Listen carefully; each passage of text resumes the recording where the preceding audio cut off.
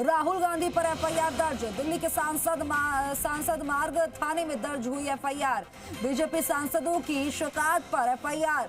BNS की कई धाराओं में राहुल गांधी पर एफआईआर दर्ज। बड़ी जानकारी मिल रही है। आज हुआ ये धक्का मुक्की कांड। बीजेपी के 2 सांसद हॉस्पिटल तक पहुंच गए। हालत बहुत ज्यादा चोट लगी थी उन्हें, और ऐसे में अब इस मामले में एफआईआर दर्ज हुई है। धक्का मुक्की कांड में राहुल गांधी पर एफआईआर दर्ज हो गई है। दिल्ली के सांसद मार्ग थाने में दर्ज हुई एफआईआर। बीजेपी सांसदों की शिकायत पर एफआईआर दर्ज हुई है। बीएनएस की कई धाराओं में राहुल गांधी पर एफआईआर दर्ज। ये तस्वीरें आपको दिखा रहे हैं।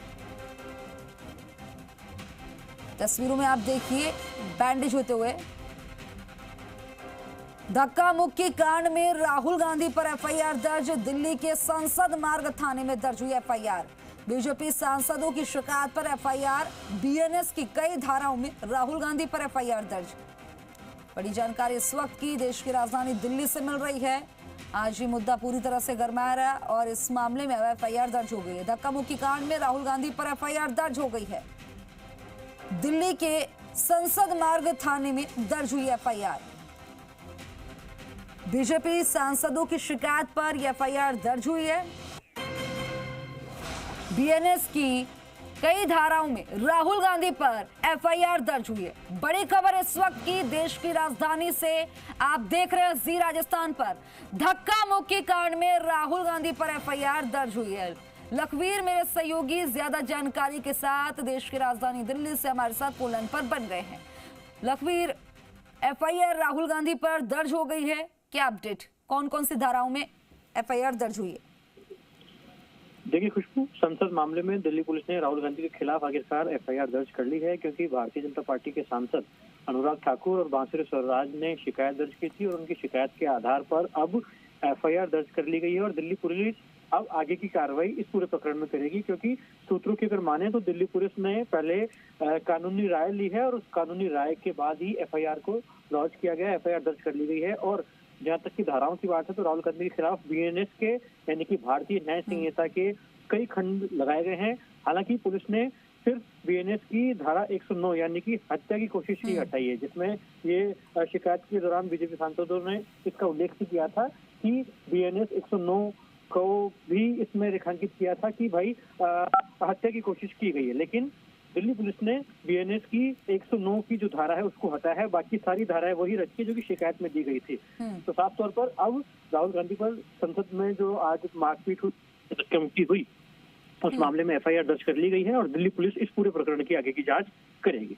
लखवीर सिंह, जहां तक जानकारी है दोनों दल पहुंचे थे थाने, क्या एक ही दल ने एफआईआर दर्ज कराई? देखिए, भारतीय जनता पार्टी के सांसद अनुराग ठाकुर और बांसुरी स्वराज घटना के तुरंत बाद ही पहुंचे थे और काफी हाई प्रोफाइल ये पूरा ड्रामा उस वक्त हो गया था। हालांकि दोनों ने शिकायत दर्ज की थी।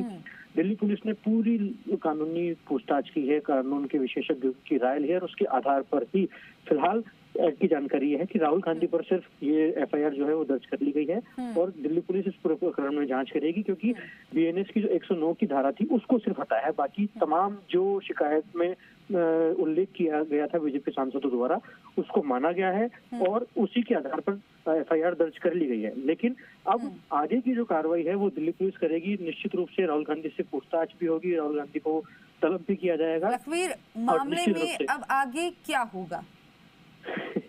बिल्कुल खुशबू, अब पूरे प्रकरण में एफआईआर हो गई है।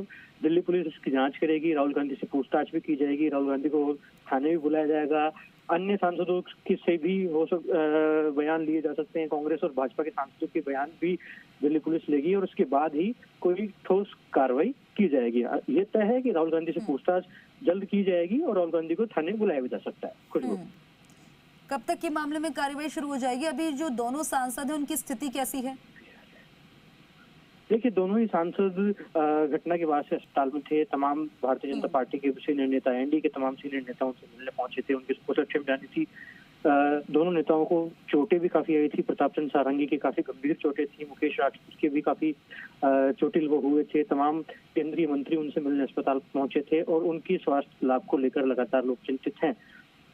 और उम्मीद की जा रही है कि जल्द से जल्द वो स्वस्थ होकर लौटेंगे, क्योंकि जिस प्रकार की तस्वीरें आज संसद भवन में देखने को मिली, उससे न केवल भाजपा और एनडीए के सांसद बल्कि संसदीय लोकतंत्र में विश्वास रखने वाले तमाम लोग चिंतित हैं, क्योंकि जिस प्रकार की तस्वीरें संसद भवन में प्रदर्शन के दौरान देखने को मिली, उसको लेकर किसी प्रकार का स्थान संसदीय व्यवस्था में है नहीं है, और इसी को लेकर लगातार बरसना भी सुबह से लेकर अब तक की जा रही है। जानकारी साझा करने के लिए शुक्रिया आपका।